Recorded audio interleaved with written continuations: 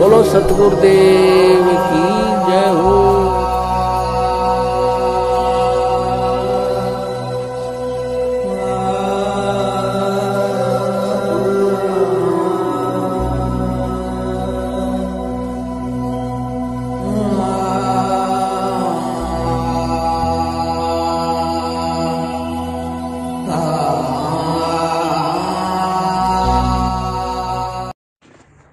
सतसाई बहन जी परमात्मा आप जी को दर्शन नहीं दे रहे हैं और आप कह रही हैं कि भी मुझे हल्के हल्के मुझे कमल भी दिखाई देते हैं, कुछ महसूस भी होता है, आँखों के आगे भी कुछ दिखाई देता है, कानों में आपके झंकार भी सुनाई देती है, लेकिन सतगुरुदेव जी के दर्शन नहीं होते।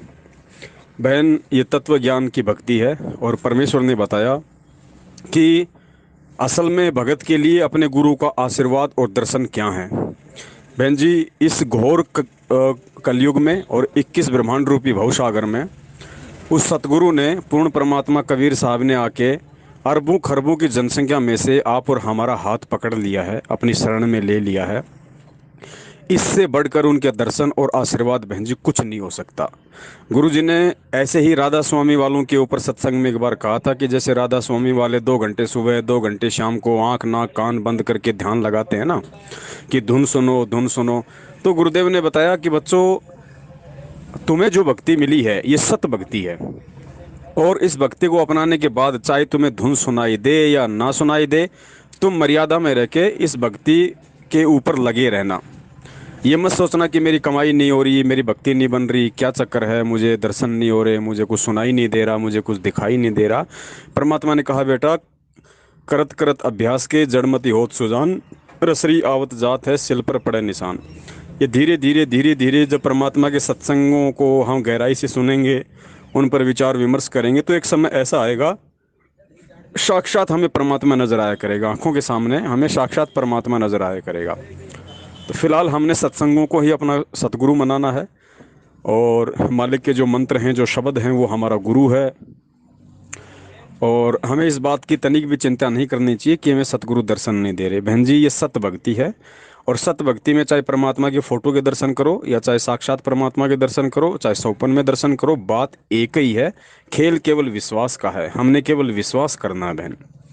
तो आप जी ऐसा अपने मन में किसी भी प्रकार का कोई डाउट, कोई शंका पैदा ना करें कि देखो, जब तक हमें परमेश्वर के सत्संग जान से प्यारे लगते हैं, जब तक हमें अपने सतगुरु की सलोनी सूरत, उनकी मूरत हमें अपने प्राणों से प्रिय लगती है, हमारी आंखों को उनकी फ़ोटो सुहाती है, उनके दर्शन सुहाते हैं, तो समझो आप परमात्मा की शरण में हो।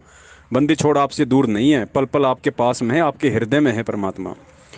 ऐसे नामखंड नहीं होता, ऐसे कोई परमात्मा से दूर नहीं होता। गुरुदेव ने बताया कि परमात्मा से दूर होने की, नामखंड होने की एक सीधी सी विधि है कि जिस दिन आपको अपने सतगुरु के सत्संग और उनकी सूरत जहर जैसी लगने लगे, समझो उस दिन परमात्मा आपके हृदय से निकल चुका है। उस दिन आपका नाम ही नहीं बल्कि सब कुछ खंड हो चुका है।